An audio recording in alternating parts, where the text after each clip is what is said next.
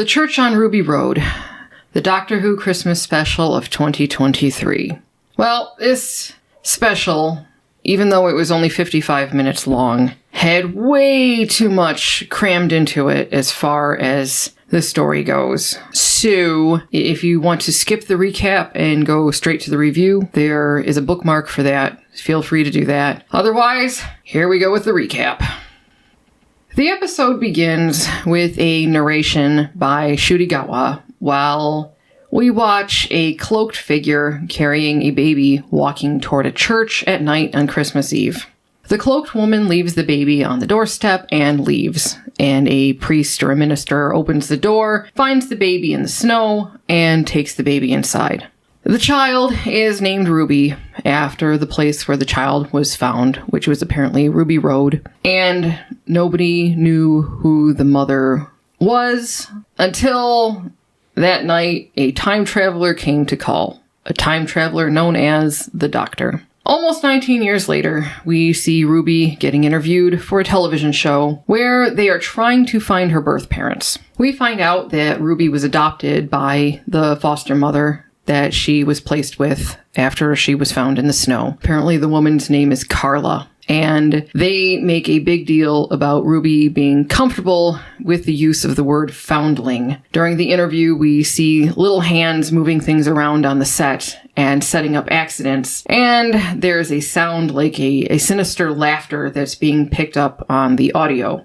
In the next scene, it's 21 days later, and the Doctor is watching Ruby while she's performing with a band at some sort of Christmas party. The music is interrupted when little hands unplug Ruby's keyboard. The scene that follows is Ruby in a club on the next night, and the Doctor is there dancing, and the Doctor and Ruby exchange a look, and it appears that Ruby is going to have an accident with her drink, thanks to those little hands again, and the Doctor saves her and tells Ruby it's worse than just being clumsy, and he wishes her a Merry Christmas. In the next scene, Ruby is getting into a cab with her friends, and the Doctor is watching.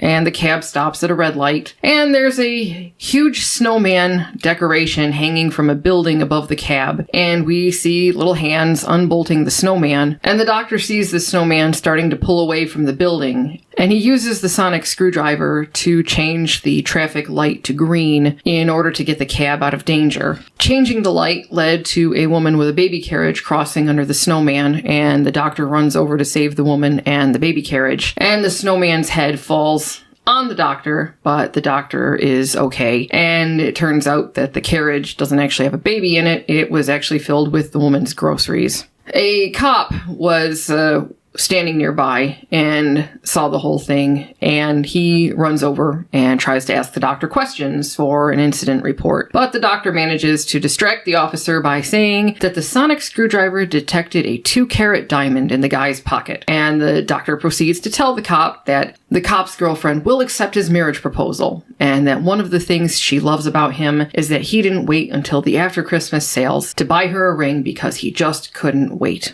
Then the TARDIS dematerializes, and the cop is more focused on the girlfriend saying yes than he is on the disappearing TARDIS. In the next scene, it's Christmas Eve, and Ruby's coming home with the grocery shopping, and 2 of her neighbors are arguing about the TARDIS blocking the sidewalk. As Ruby is walking up to the door of her building, a little hand slashes the bottom of her grocery bag, and her groceries proceed to spill out onto the ground. Inside the apartment, we meet Ruby's adoptive mother, and we learn that a foster baby is being placed with them that night, coincidentally the same way Ruby was fostered on her Christmas Eve birthday 19 years earlier. The baby arrives, and the foster mom has to go out for supplies, leaving Ruby with the baby, Lulabelle, and Grandma, who is in her room in bed. Ruby's phone rings, and it's the woman from the TV show, and she tells Ruby that they were unable to find any blood relatives. Then the TV lady asks Ruby if she's had any more accidents, and Ruby has. And the TV lady, she is in a wheelchair with her arm in a sling, and she's clearly had more accidents, which started when she met Ruby. And she's begging Ruby to tell her how to make them stop. The call ends when the Christmas tree beside the television woman begins to fall, and it looks like the star on top is going to impale her right in the head. The baby monitor is picking up some weird sounds, like the audio in the television interview, and Ruby runs to the back bedroom to discover that the baby is gone, and it has been taken up through the skylight in the ceiling. Ruby grabs a ladder from the hallway and follows the kidnapped baby through the skylight to the roof. Ruby sees that goblins have the baby, and she just stands there. And she's incensed that it appears that the goblin has hissed at her. Personally, I would have just rushed in and kicked those little right off the roof and grabbed the baby, but that's just me. Ruby runs after the ladder as it's moving away, and she finally jumps on. And she's flying through the air, clinging to the ladder, when the doctor shows up running across the rooftop toward her. It was very difficult to understand what he was saying, so I'm not really sure what the dialogue was there, but then he jumps on the ladder too, and he introduces himself and tells Ruby that those things are goblins, and he says he has intelligent gloves and gives one to Ruby, and the gloves take their weight, making it easier for them to hang on to the ladder through a transfer of mass, and something about mavity. He tells Ruby they're called goblins because they gobble you up. We see the goblin ship, finally, and Ruby remarks, "That's impossible!" And the doctor says it's beautiful and tells Ruby the goblins are going to eat them too. Ruby and the doctor are taken into the ship and captured by the goblins. They're tied up and left alone. How convenient. The doctor gets out of the ropes and tells Ruby he learned to do that during a long, hot summer with Harry Houdini. There's a conversation about coincidence making the baby tasty, and coincidence and luck mumbo jumbo. Goblins are riders of the wave of time and saw the chance of coincidence with Ruby and the baby, so the goblins went back 2 weeks on Ruby, causing her accidents and apparently made the baby very tasty. And the doctor blathers on about this being like a tapestry, and it's gorgeous, and the language of luck. And Ruby calls the goblins time travelers, and the doctor is extremely incensed by this. Ruby finally remembers the baby, and the doctor is fascinated by the knots the goblins have tied in the ropes that apparently act like power lines. The doctor finds the right rope to get the door open, and he and Ruby are doing a die-hard through the equivalent of a ventilation shaft. The dinner gong rings, and then the goblin song about eating babies begins. The doctor says, "Amazing!" And Ruby responds, "No, it's not." So the baby is going down a conveyor belt, and the goblins sprinkle salt on her. At the end of the conveyor belt, the drapes open, and there's this giant blob of a goblin, and I mean like huge. This is the Goblin King, and he has this huge mouth and enormous tongue, and he's going to eat the baby. And this goblin, he never says a word, and he just comes across like some sort of blobby land shark. And this is probably one of the weirdest things I've seen in Doctor Who. And I'm including Alpha Centauri in that. Anyway, back to the recap. The Doctor and Ruby fall onto the conveyor belt, which then stops, and the king roars. And the Doctor hands the baby to Ruby, introduces himself, and says, "Why stop singing?" He sings, Ruby sings, the Doctor pulls on the rope of the master knot, and they escape. Back in the flat, Grandma says something about giving up that copper and a life of abstinence, leading me to wonder if Ruby's boyfriend is a cop, maybe the cop with the ring, although the actor that is slated to be her boyfriend isn't that same guy, so I don't know what that was about. Just maybe it was thrown in there for a diversion, I don't know. Anyway, the Doctor introduces himself to Grandma, and Grandma's name is Cherry Sundae, like a tasty treat. And it was really gross to listen to. Ruby asks the Doctor if the goblins are going to follow them, and the Doctor trips on the cord to the floor lamp and nearly knocks it over. He says that accidents are how the goblins get them. So the Doctor and Ruby are going through the kitchen to accident-proof it when the Doctor sees the photos of all the children that Carla has fostered over the years. And he tells Ruby she has the biggest family in the world and that he has no one. Ruby then says something about fighting magic, and the Doctor says it's not magic, it's a language, it's a different form of physics. Carla comes home and asks Ruby, who's your friend? She introduces the doctor, and Carla finds a Polaroid that a goblin took of itself. Ruby tries to obfuscate by saying that she's had the worst day and tells her foster mother that the TV show didn't find any genetic relatives. And Carla starts telling the doctor about all the children she's fostered, and Lulabelle makes number 33. And the doctor stares at Lulabelle, and Carla says Ruby was the only one that stayed, and she made Carla's life. Carla wonders who she'd be without Ruby. The doctor says he was adopted, and he only found out recently. Carla says that's a coincidence, and the sky begins to cloud up, and thunder and lightning starts. The doctor says that he was abandoned, and Carla states that he was a foundling just like Ruby. A bigger coincidence, and the thunder gets louder. Carla says Lulabelle is so gorgeous, don't you just want to eat her up? An even bigger coincidence, and then a crack forms in the ceiling.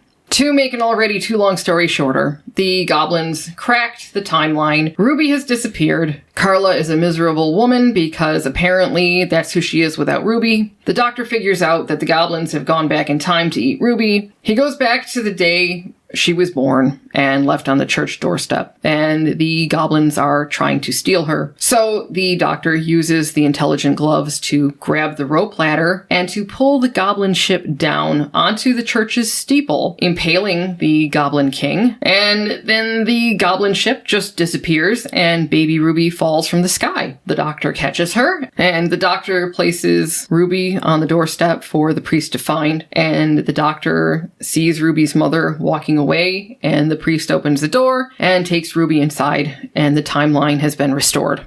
Back to the present, the doctor goes into Ruby and Carla and Grandma's flat, and the crack is still in the ceiling. The doctor tells Ruby that he went back because they took her as a baby. The doctor says he forgot something and runs outside to the TARDIS. He goes and saves TV show lady from the falling Christmas tree. And then he goes back to Ruby's place and he stands outside the building. And the old lady neighbor next door engages him in conversation. And the doctor wonders if he's the bad luck. Carla is wondering what they're supposed to do about the crack. And Ruby says, "What did he mean he went back?" The doctor decides he should leave and goes back to the TARDIS. And Ruby figures out that the doctor is a time traveler, and she runs outside and asks Mrs. Flood, the neighbor lady, if she's seen the doctor. And Mrs. Flood nods toward the TARDIS, and the door cracks open, and Ruby walks over and looks inside. She does the, "Oh my gosh, it's bigger on the inside,"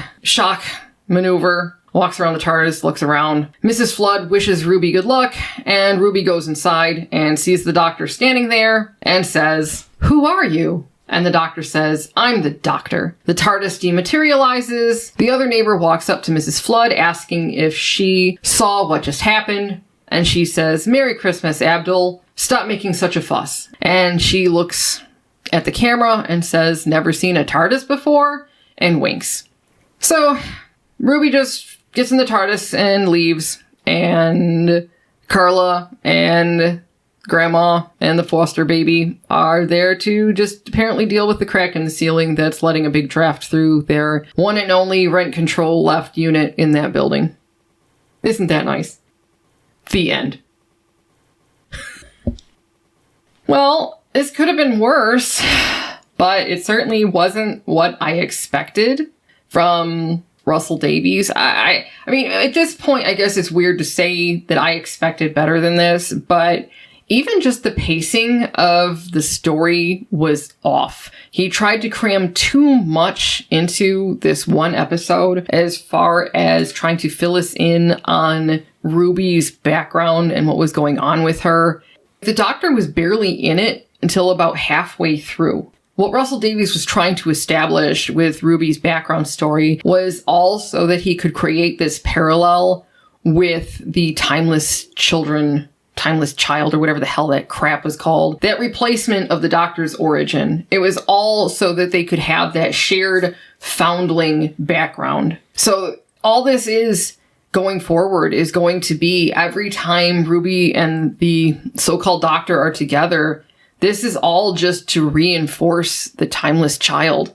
I mean, that's what this is. And I I don't know where you go from that. Obviously, this was more fantasy than it was science fiction. There's always been kind of an overlap in Doctor Who, at least ever since 2005, with there being more fantasy incorporated into the show. But this went beyond the usual. This went like full fantasy mode. For instance, the Goblin King, he never uttered a single word. The so-called doctor impaled him with the church steeple. He never even gave him an opportunity to turn the baby over to the doctor to stop doing what he was doing. The doctor just appeared to have killed him. Maybe it's just magic that the ship just disappeared after the Goblin King was impaled. But what happened to all of those goblins on the ship? Was the Goblin King dead? What the hell happened there? And how is this the behavior of the doctor? Because I've never seen the doctor behave like this before. Even that horrible Jodie Whittaker crap. She even turned around and said to her companions, I tried. You heard me, right? I tried. I gave it a chance. You did. Even she did that. So they don't even feel the need to do that anymore? They just kill the monster? Is that what we've been reduced to now? The way we ready ourselves to do these videos is we'll watch the video, whatever the episode is, and then usually the day after, we'll watch it again, and Molly takes notes so she can do the synopsis of the episode. On first watching, although I had several problems with this episode, I was fairly neutral with it, although I still had criticisms. On second watching, this is a bad episode. Even for a Christmas episode, this is a bad episode. Well, what were some of the things that you noticed on first watch? And then tell me about some of the things that you didn't notice until second watch. The first thing that I noticed was I was bored through most of it. The foster home setup that they were doing felt like it was a different type of TV show. I was talking with Molly because we paused it a couple times, and you told me it reminded you a little bit of a different type of British show. Oh, it reminded me a lot of Call the Midwife, because the fashions that they were wearing, the interior of Ruby's flat that she shared with her foster mom and grandma, the orange colors, the style of the fixtures inside the unit, it was very reminiscent of the time period that Call the Midwife is currently in. So it felt very much like Call the Midwife. So I found it interesting that it appeared like they were trying to copy some of that style. So after the boredom, the next thing that I took notice of on that first watch, Ncuti Gatwa. I don't think he has any screen presence at all. I was joking with Molly about in an earlier Tennant series of Doctor Who, they had these concepts of these perception filters that you would wear so that people would notice you like in the peripheral of their vision, but you couldn't really concentrate on that person. And I swear that's what I thought Ncuti Gatwa was wearing, because I could not pay attention to him. He was boring. He had no presence.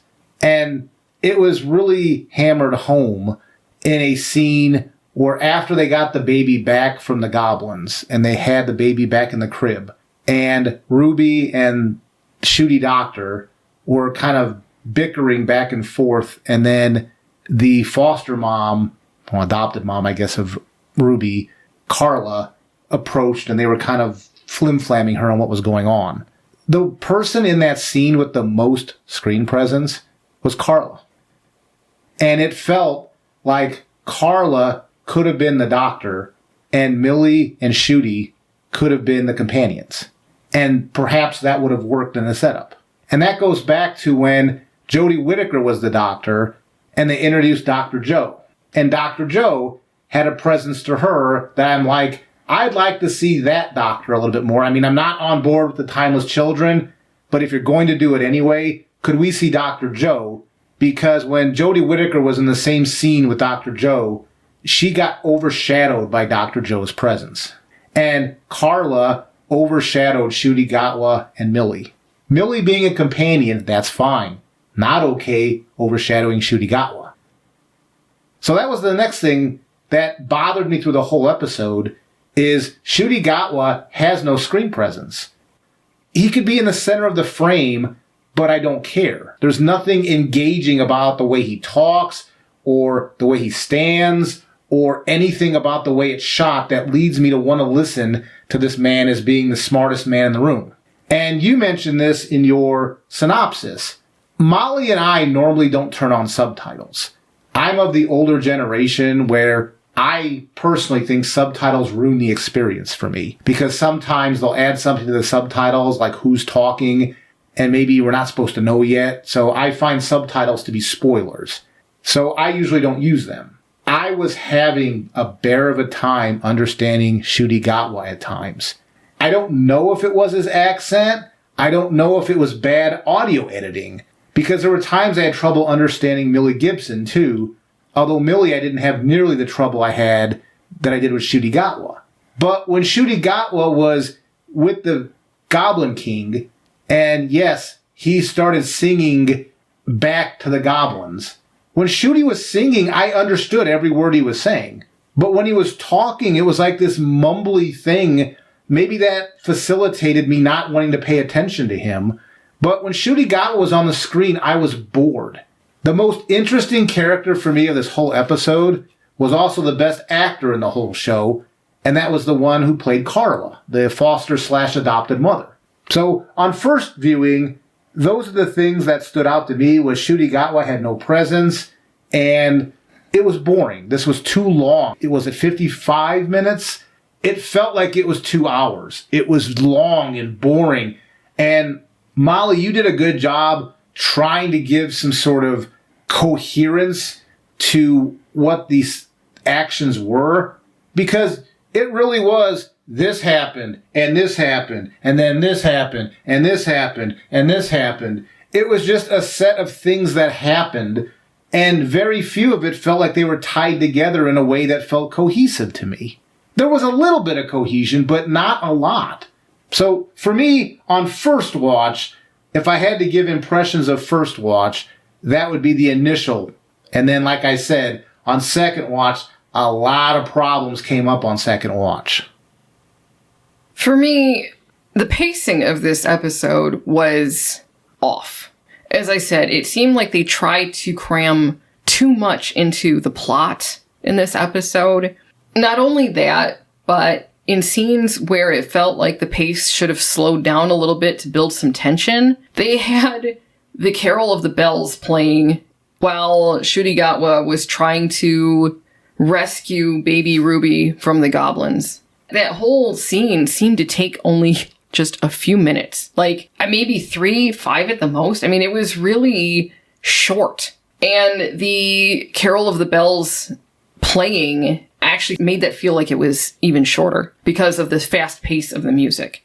That was an issue throughout the episode, and I don't know exactly whose fault that is, because I'm like, well, maybe it's the director. I mean, obviously there was a problem with the script. There was too much crap thrown into that script. But, as far as the pacing goes with the different scenes and the music, I'm like, well, maybe it's the director's fault. But then I looked up the director, and it's a Mark Tonderai. I think that's I'm not actually sure how you pronounce it. Tonderai. I looked him up, and he actually directed 6 episodes of Lock and Key, a series on Netflix that I actually enjoyed tremendously. So I'm having trouble saying, well, it must just be that the director is incompetent, because I've seen some of his other work, so I know that's not the case. So what happened here? I don't know. I mean, aside from the script needed work, the rest of the issues with the pacing and the music and the enunciation of the actors themselves, what went wrong here? Unless that cop turns out to be later Millie's boyfriend, which I agree, I don't think it's supposed to be, but maybe we're wrong. Well, the name of the actor doesn't match up to who they've said is supposed to be her boyfriend. What was the point of that scene? I don't know. For an already bloated episode, why have that scene? It's a good question, especially considering this cop, this beat cop who's out there working the night before Christmas Eve at night by himself out on the street like that. He's carrying a 2-carat diamond in his pocket? Are you kidding me? how much is that going to cost on a copper's salary? How is he to afford that? That just seemed so out of touch with reality. And then it was bad enough this episode as far as suspension of disbelief, but that just completely knocked me right out of it.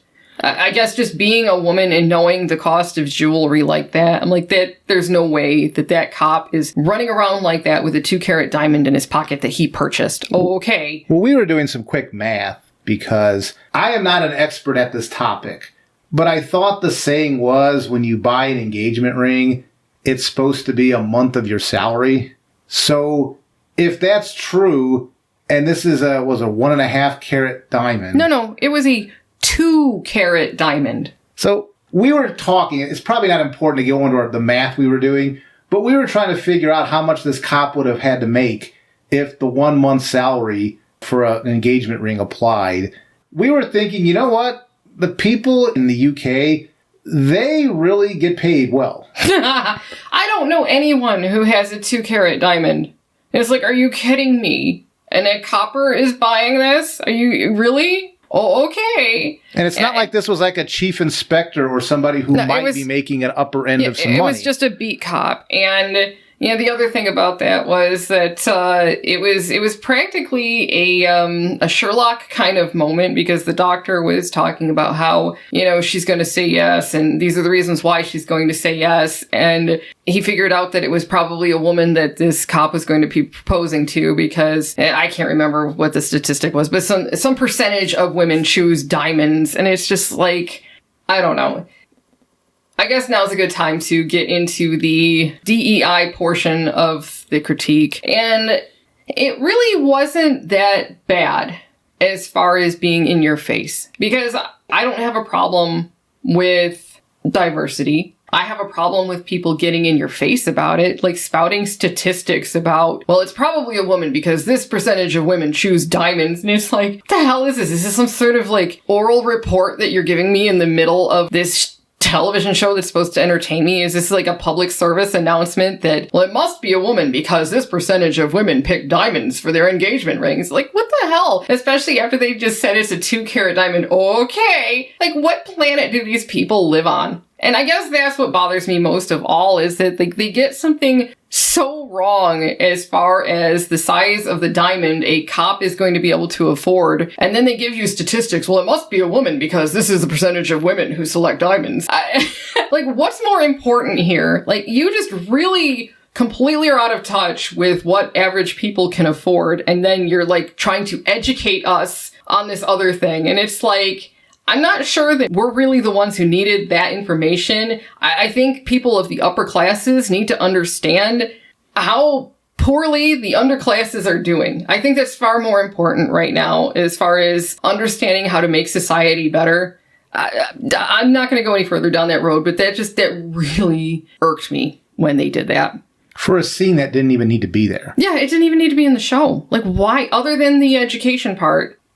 I mean, the other thing I'll say is obviously there was a lot of DEI throughout this episode, and most of it was unobtrusive. And especially looking back at, say, in End of the World, there's a throwaway line, at least it seemed at the time to be throwaway, when Cassandra said that she grew up as a little boy down on planet Earth.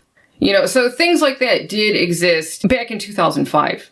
So stuff like that was included, and it really wasn't a big deal because they weren't in your face about it. This episode had a lot of that. I'll just say, I think that it was done fairly tastefully because they weren't like preaching at you or trying to get in your face about things. One of Millie's friends was very clearly a trans person, but they never mentioned it. The person was just there, which personally I think is the right way if you want to just try to normalize something and be inclusive. That's how you do it, is just by acting normal about it, if that's what you're trying to do. So that, I felt, was done in a way that wasn't overtly trying to be nasty, like some of the stuff that Davies did in the previous 3 episodes, where he said that he was actively trying to upset people. In interviews, he'd said he was actively trying to upset people. So this seemed like it wasn't trying to do that.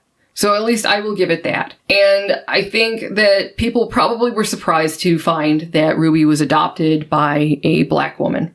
I mean, maybe it's just that we're American, but here, like when you're placed with a foster family, you could be placed with anybody. So, you know, to me, it was like, that's not really a big deal. I see probably what they were trying to do with that was trying to make this diverse and inclusive. But again, it's something that they weren't like in your face about it. They never referenced it. So to me, it's like, okay, fine. That's not a problem. The Millie end of this story, I was okay with. Yeah. Including foster setup and Millie's background. Even though it felt like it was not part of Doctor Who, it was a Call the Midwife-ish feeling. It very much felt like some of the storylines from Call the Midwife. But at least that part of the story felt like they were trying to set up the background for a character. Yeah. I don't know how well they succeeded, by the way, because they spent the beginning part of the episode in a slowish way trying to set up Millie and the foster setup, and then the pacing just went all nutso. Well, plus we seem to learn a lot about Millie's background, but they didn't really tell us very much about Millie herself. We know that she was a foundling and she was adopted by her foster mother and that kind of thing. But those are just details, your birth date and things like that. That really isn't who you are as a person. So we really didn't learn all that much about Millie herself. As far as, you know, what does she like to do with her time? Is she like into punk rock? Because we didn't really get to hear much of the music that they were playing in that band other than it was at a Christmas party and the goblin unplugged her keyboard. She plays the keyboard, apparently. But as far as what kind of music she likes, we didn't see anything like that. So we didn't really learn much about her as a person, other than just the details of her background. I think the only thing that we learned was when she was being interviewed for that Find My Natural Parents show, and she said something like, she's 19 and she's still trying to figure her way out. That's not a specific, but at least you knew she was a confused person who didn't know who she was yet. Because a lot of people online are saying this reminds Millie, now Ruby reminds them of like Rose 2.0, meaning Billie Piper's Rose. And I do see part of that in there. I'm not saying there's not. But I saw a bit of Sylvester McCoy, Colin Baker's Ace in this setup as well. Ace was somebody who had parents but was trying to get away from the parents. And Ruby wanted to find her parents. So to me, Millie, I keep calling her Millie. To me, Ruby was at least an attempt at trying to set up the beginning part of a character here. But I agree with you. What did they set up? Just a bunch of biographical facts that you could look up on a sheet of paper. Yeah, that really don't really say anything about you at all. And I think that one of the things that does bother me is that her name is Ruby at all.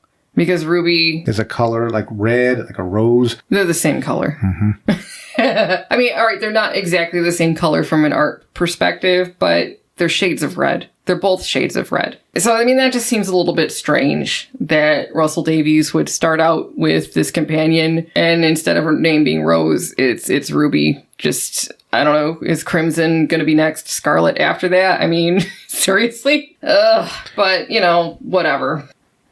Now, then there's some problems on second viewing that I had. And the first thing is the very beginning narration, where Ncuti's doctor is talking about the setup with the baby being left at the church. And the phrasing of that narration led one to believe that nobody knew who the mother was until the doctor showed up. But unless I fell asleep both times, which could easily have happened, I don't know who the hooded woman was that dropped the baby off, even though the narration seemed to indicate that the doctor knew who that woman was. Yeah, it's heavily implied that the doctor knows the name of Ruby's mother, or at least the person who dropped Ruby off at that church. And I hope it's not Ruby herself. Oh, it better not because be. That would be so cliche. Mm-hmm. So I'm hoping it's not I mean, that would be Red Dwarf. That would be Lister being his own dad and dropping himself off in that cardboard box under the pool table. Yeah. That's what that would be. And I really hope it's not that, because if it is, then we're going to have to make a video of that one of those little shorts. Joke video. Yeah, because that's a joke at that point, because that's just absurd.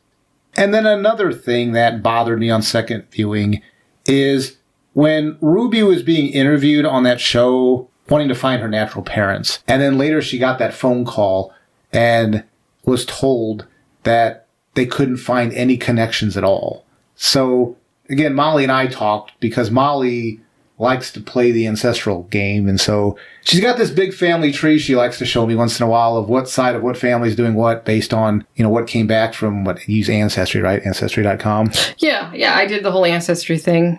For whatever reason, I won't get into it, but, my DNA was already out there as far as, being on record someplace. And so I was like, well, screw it. Why the hell not? It's already out there. Yeah, so I did the whole DNA Ancestry thing, and I have hundreds of cousins all over this planet. And you're telling me that they tested Ruby and she came back with nothing? I don't buy that for a second. Well, that's my concern, is that's on purpose. Yeah. That this is some sort of impossible girl and they're going to make her some special universe thing.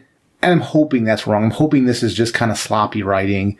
Because if we have another impossible girl, I'm already barely checked into this franchise, and that's going to make me tune right out. Yeah. So that was another thing that bothered me. And then during that interview, and I'm probably going to get this phrasing wrong, because when Molly and I talked about it, I get it wrong all the time. But when they were talking about the language of, are you okay with being called a foundling? And then Ruby was joking around. Yes, she was foundled. And she was laughing about that. And I'm appreciating they meaning Russell, meant this as a joke. But that's not a joke. The only way to take that play on words is in a bad direction. Yeah, it's really gross, especially when you think about that she was, a newborn infant, only a few hours old when she was foundled. That was really that's not poor funny. Taste. I understand It was probably a joke, but it wasn't funny. Yeah. And then there was a similar thing. This one was less offensive. But when the doctor was talking to Carla's mother, Cherry Sunday, and it was a similar scene to the very first episode of when Eccleston was introduced, and Eccleston was in Jackie's bedroom, and Jackie was joking about there's a strange man in my room, anything could happen, and the doctor goes, no, and he walks away. I mean, I laughed at that time because I thought it was funny. I still laugh now. This was a take on that. It wasn't exactly trying to reproduce it, but that's the vibes I got. Except this was creepy because Ncuti was like, there was a conversation going on about a cherry sundae being yummy, and it just seemed like Grandma was getting turned on. Like after he left the room, Grandma was like, ooh. Yeah. Cherry sundae, like a tasty treat. That was really gross. It was so gross. Oh, God. Yeah, And then you mentioned this, but the Harry Houdini line. Now, I understand you could just take that at face value as just not a big deal. You just spent a lot of time with Harry Houdini. But if you read that the different way, that he spent a long, hot summer. That can be taken a few different ways. But along with Cherry Sunday, I don't know. Yeah, there were a few things that I was just like, oh, no. No. And you mentioned this too, and this is important to repeat. Now, I know this is a Christmas episode, so I'm not expecting logic pieces to fit together left and right. But the Doctor, at least in the modern iteration, and I would argue even in classic, because I remember Pertwee had some dust up with the Brigadier about treating the Silurians a certain way. The Doctor never opened up a dialogue with these goblins at all to find out, what are you doing? Why are you doing this? Because the Doctor usually gives you a chance to explain yourself, and then if he doesn't like what you're saying, he'll give you a warning before he says, I'm going to put a stop to this. These goblins were treated nothing more than monsters. Other than the singing being in English, I don't think anybody said any words. The goblins, I don't think, said any words, did they? Except in the lyrics of the song. Just in song, and they never actually spoke to each other, as far as the goblins and the Doctor. There was no conversation, and the Goblin King didn't utter a single word. He, like, growled or roared or whatever, but that was it. So there was no conversation between the two groups at all. To me, that rubbed me the wrong way, and that goes a few minutes before that, when Ruby and the doctor, Ncuti's doctor, were crawling in the ductwork, whatever that was. And Ncuti looked down as the song was starting up and they were going to eat the baby. And then Ncuti, I don't know, did he say fantastic or he said something amazing? Mm-hmm. And I didn't understand the context of that because I was telling Molly, I'm like, I remember, again, going back to the Eccleston era and the End of the World episode, when the doctor was with the tree lady. Was it Jade? Jabe, I believe. Jabe. Mm-hmm. And the conversation was something like, well, we're completely cut off. If we get in trouble, there'll be no help. And the doctor said, fantastic. And she was like, well, in what way is that fantastic? And that fantastic was just the doctor likes adventure. And he's just somebody that likes to jump into a situation and just experience new things. But when Ncuti did his line, his little exclamation, that was weird. He said that right after they were going to eat the baby. Like he was excited about, oh man, they're going to eat the baby. I don't know. It rubbed me the wrong way. Molly and I paused the video at that point, and Molly was asking the question of, is this doctor a sociopath? Yeah, because in the episode Rose, back at the beginning of Eccleston's run, there's a point where Rose is upset because she thinks that Mickey is probably dead. She confronts the doctor about his lack of empathy, and his response is defensive, about how can he remember to worry about every stupid ape when he's trying to save the whole planet. That was a very different scenario from this, where there was nothing else at stake other than this infant, and the doctor, Ncuti Gatwa's doctor, this new iteration Russell Davies has written, he seemed more fascinated by the goblins, who he summarily executed at the end of the episode, than he was in saving the baby. And again, that came across as very sociopathic because even when Ruby confronted him, what about the baby? There was no explanation, which was very different from what we got when Rose confronted Eccleston Doctor back in the first episode back in 2005. And the concept of the psychic paper that was introduced, I was able to go along with that idea because there was some sort of substance that would reflect back what you're thinking and show it on the paper. This was back during the Russell Davies first era. This episode introduced this concept of these intelligent gloves that somehow was able to manipulate gravity, except in this universe it's called Mavity. Is this going to be a thing forever that we're going to keep calling it Mavity?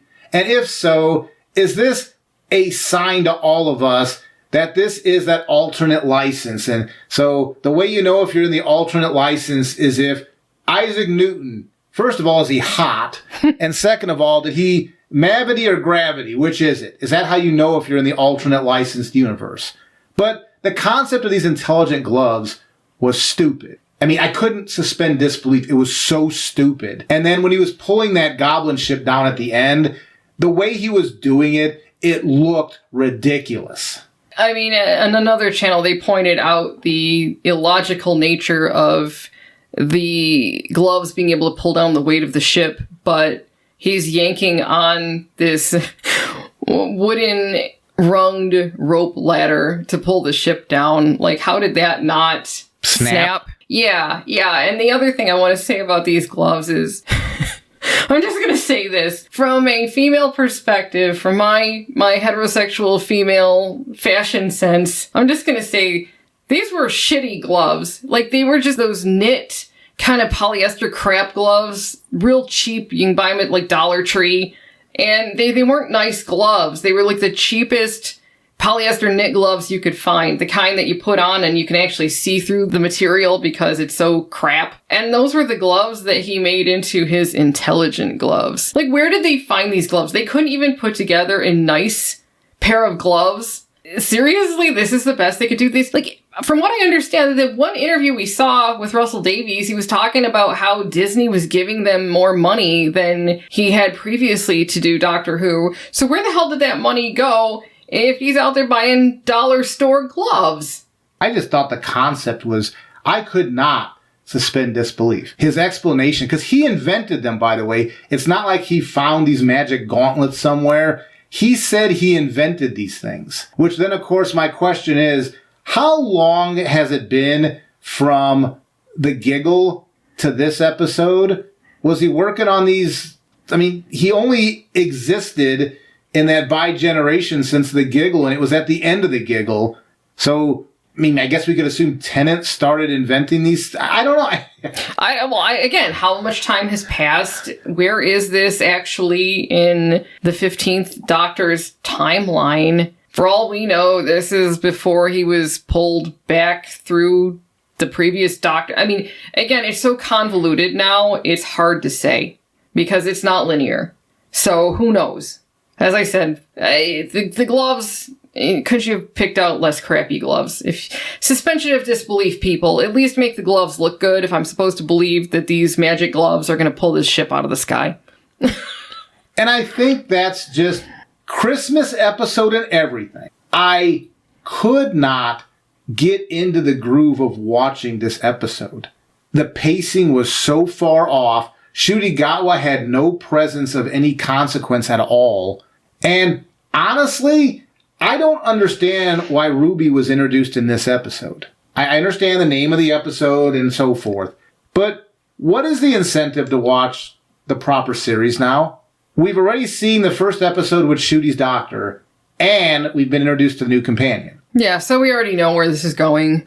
So, I mean, I can understand why people would decide not to watch any further than this. You know what you're going to get. I feel confident in saying this, at least for myself. This is not Doctor Who. No. That Ncuti Gatwa character is not the Doctor. I'm not trying to claim that Jodie Whittaker was the Doctor, but there was at least an attempt at trying to mold her into that sort of authority role. She just wasn't very good at it. This Ncuti guy, he's not the Doctor. He's just some guy that got a hold of this blue box and he's driving around with it, because that's another thing too. When Ruby walked in the TARDIS for the first time and the camera was panning around like we were supposed to be in awe, it was the same interior that Tennant's Doctor had.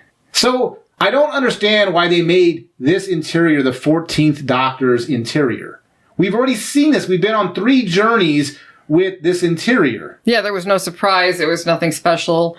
And maybe this was their marketing maneuver. They were trying to put all this stuff out there, trying to get people interested in watching again. But all they did was give away any surprise. Everything. You saw the new sonic screwdriver, which was stupid, by the way. You saw the new companion. You saw the interior of the TARDIS that we've seen already. I don't know why would you watch this series. Anything that you usually get with a new Doctor, I suppose Ncuti's going to pick a different outfit. I don't know if this leather jacket of his is going to be what he normally wears, but maybe he'll change clothing. So the last thing that we have to look forward to is when Ncuti finally chooses who he is, like all the other Doctors do, and chooses the outfit that he's going to wear. Oh, see here, I thought it was going to be that we're supposed to watch each episode to see what he is wearing. Because that's part of... Oh, is he going to change every episode? Yeah, I kind of feel that way. Like Avasarala from The Expanse? Yeah. Well, I wonder if that's the case, because in that trailer we watched, I guess the teaser for the upcoming season, he was wearing several different outfits. So I wonder if that's part of the new gimmick, is that he's going to be wearing something different in each episode. And that it's not about him trying to figure out who he is that this fashion thing is what he is. I do not know if this is the actor, the director, or the writer, but Ncuti Gatwa so far is so ill-fitted. I actually feel bad for the guy. I don't know, maybe it's a simple matter of the actor's not confident yet in projecting his role, and maybe it'll get better as the series goes on. But he's a wallflower. He disappears in the background. There's nothing there compelling for me to watch. When I want to watch Ruby's adopted mother, that she has more screen presence and wisdom than the doctor, that's a problem. And I know this is kind of a throwaway thing, but we were talking earlier about the Eccleston-Jackie scene and how it was similar. When Ncuti jumped on that rope ladder with Millie, it had vibes of, remember when they met Captain Jack and there was that blimp and Rose was and Captain Jack were on top of the city looking at all the, I guess, destruction that was happening. The empty child. I was getting the vibes like they were trying to recreate that type of thing, but it didn't work. There was no tension. No. Unlike when Rose was hanging from that blimp in the middle of the Blitz, there was tension there. But this? No. Well, plus there was a little bit of romance in that scene, the Rose and Captain Jack. Yeah. I don't mean romance necessarily against those two, although there was a little bit of that, but just the scenery of what was happening, the contrast of the horribleness that was happening to the city, and then the ladder, and then seeing the beautiful skyline of what was going on there. In this scene, you had some clouds, a rope ladder, and then Ncuti's doctor and Ruby hanging on that rope ladder. It was a very vanilla scene. It looked like it could have been in some sort of warehouse with like a smoke machine. There was nothing interesting about this. In fact, to state this, because this also surprised me, visually, there was only one interesting scene in this whole episode. And that was the very first scene when Ruby was being dropped off at the church and you saw the church at night and the snow coming down. That was a visually interesting scene. It was very beautiful. Although one thing I will give this episode is that the colors throughout the episode were vibrant. And it didn't have that smeary look like a lot of shows do these days, which I've suspected was to cover up the CGI. This didn't have that really bad look to it. Well, what we've noticed, again, I don't know if we talked about in a previous video, try watching one of those Star Wars or Marvel things and pause it. Because Molly noticed this because when she tries to grab screen grabs for our videos. When you try to pause like She-Hulk or Ahsoka, you can't ever get a clear single frame. It's always this muddy, smudgy frame.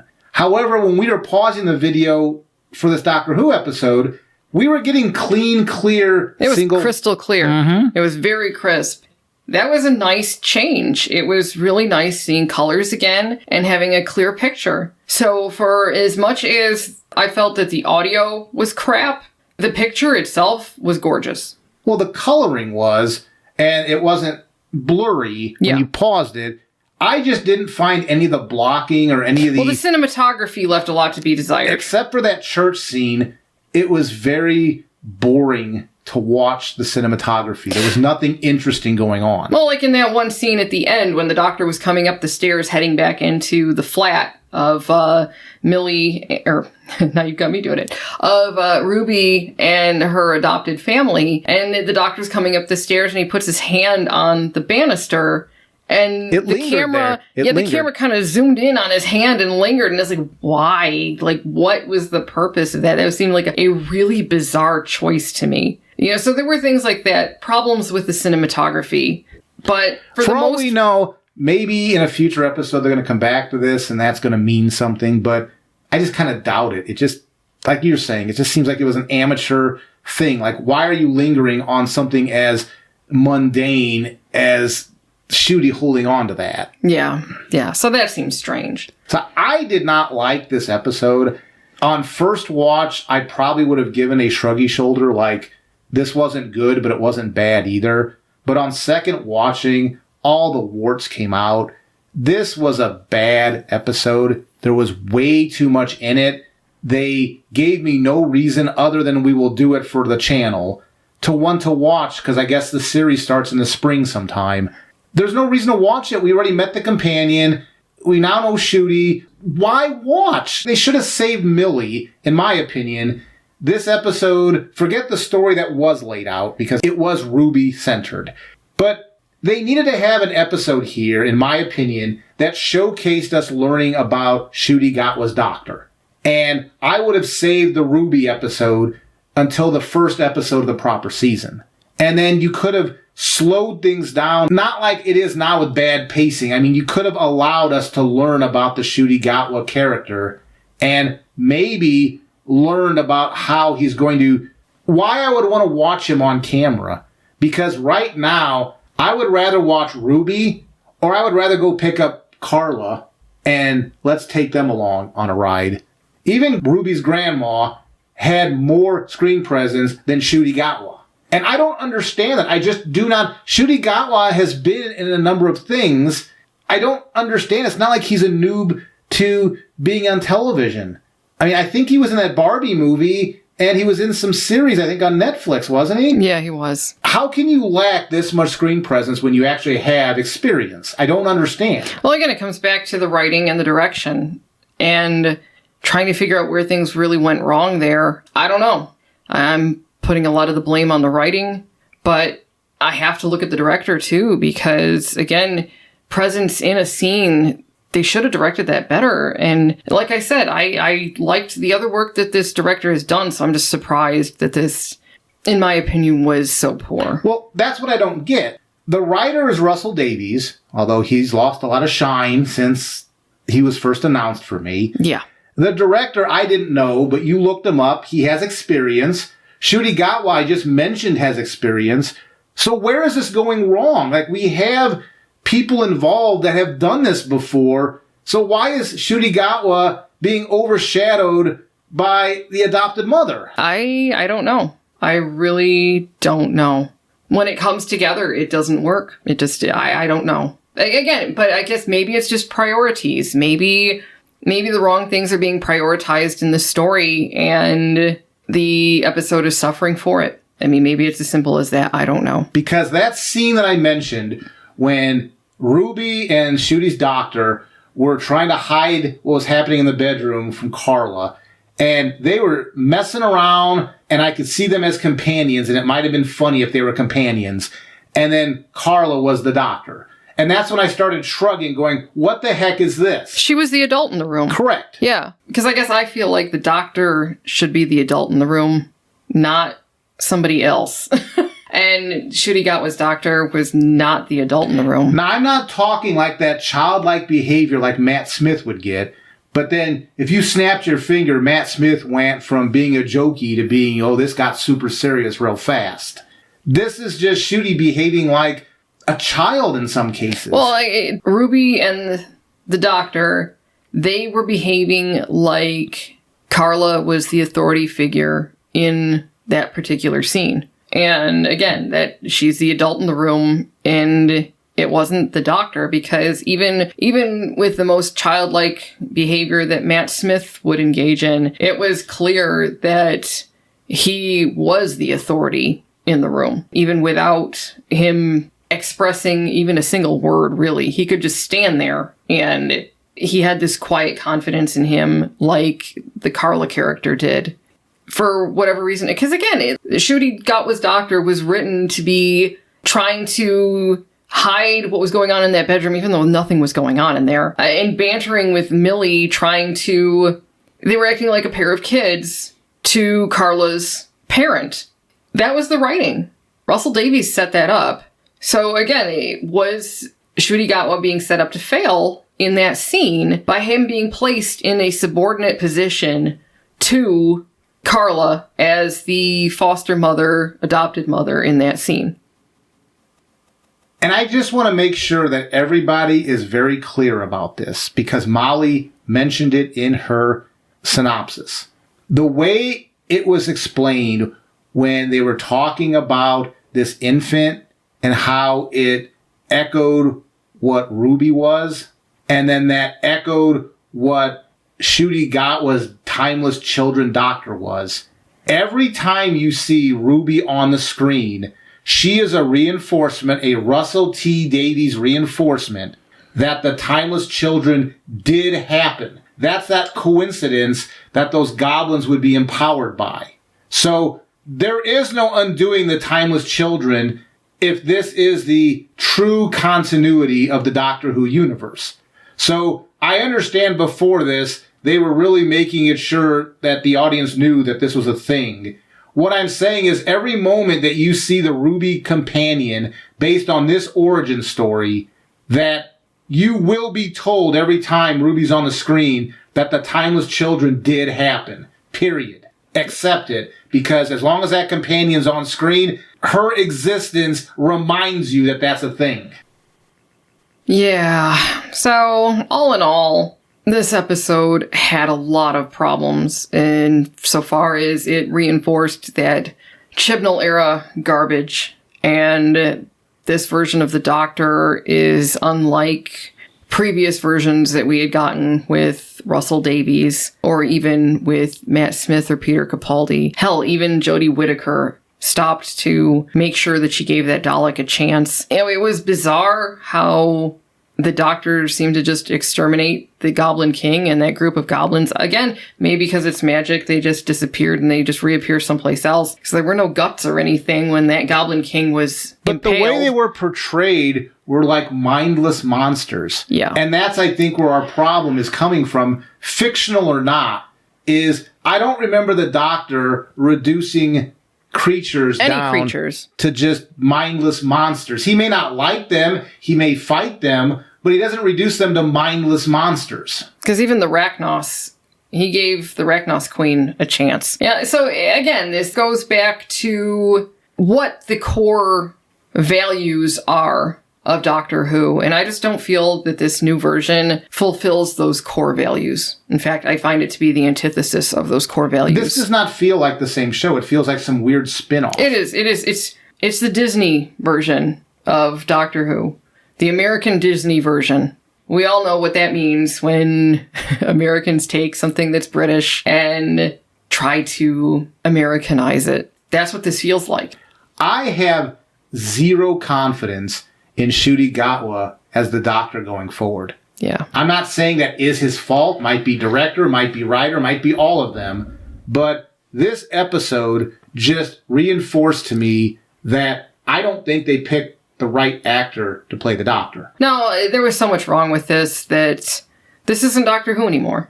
You know what? I don't blame people for not watching it anymore. I don't want to watch it anymore, but I will continue to watch it because I feel that it's important for somebody to watch this and to critique it in a dispassionate way, to pick apart what they're doing, to expose what garbage this really is, so that perhaps, if called out enough, we can put a stop to this stuff. If you're still interested in what's happening with this series, either rely on us to give you our reviews or go elsewhere on YouTube. YouTubers would be better served by you giving them traffic than giving Disney Plus the BBC traffic. If you still want to keep tabs on what's going on, use YouTube, find a reviewer, either us or find somebody else. Let them take the bullet for you as far as putting up with this crap, so at least you can keep tabs of what's going on. But don't give the BBC and Disney money. They do not care about Doctor Who as it's been for 60 years. They do not care at all. Like, at all. In fact, they're selling this new Ncuti Gatwa series as a season 1, very Americanized name, too. Yeah. So it's not even series anymore. It's season 1. Yeah, so I don't know. Again, and we got into this discussion with somebody the other day on another video, art versus commodity. And there's a fine line that you have to walk because you have to be able to make money, but you have to maintain at least some semblance of art. And this, as far as I'm concerned, no, there's not enough. They've screwed it up. They've gone over the line. This is just commodity at this point. So this is like when we try to watch all those Secret Hideout Star Treks. Commodity. It's all commodity. There's nothing, there's no soul there. There's nothing there that makes you want to watch it except out of duty because you've watched it in the past. And we're luckily going to be done with Star Trek Discovery after this upcoming season, because that is one of the worst things to ever hit humankind, in my opinion. Mm-hmm. It pushes horrible values. Mm-hmm. It tries to get people to believe war crimes are an acceptable thing to do. See, with Doctor Who, I try as an American, I try not to be like very uber anger critical of Doctor Who, because this is a British institution. As an American, I appreciate you allowing me to watch your franchise. But when it comes to Star Trek, being a loudmouth American that I am, oh no, when it comes to Star Trek, I take the gloves off, my Mavity gloves, and we're going at it. We're going to go in the back alley and we're going to fight it out. Because now I don't have to show any sort of cultural respect. I can go down in the alley and say what crap this stuff is. And Star Trek Discovery is crap. Yeah, at least with Doctor Who, we can respectfully look at what came before and say, does this even remotely resemble what this show used to be? And the answer is no, it doesn't. And that's really too bad, because I used to really love this show. And a thoughtful traveler that would occasionally teach cultures how to deal with problems besides using guns and fists. Yeah. That's not this anymore. No. So, anyway, now you have our take on this. Anybody else watch this or have anything to say about what we told you happened in the episode? You know what to do in the comments below. Take care.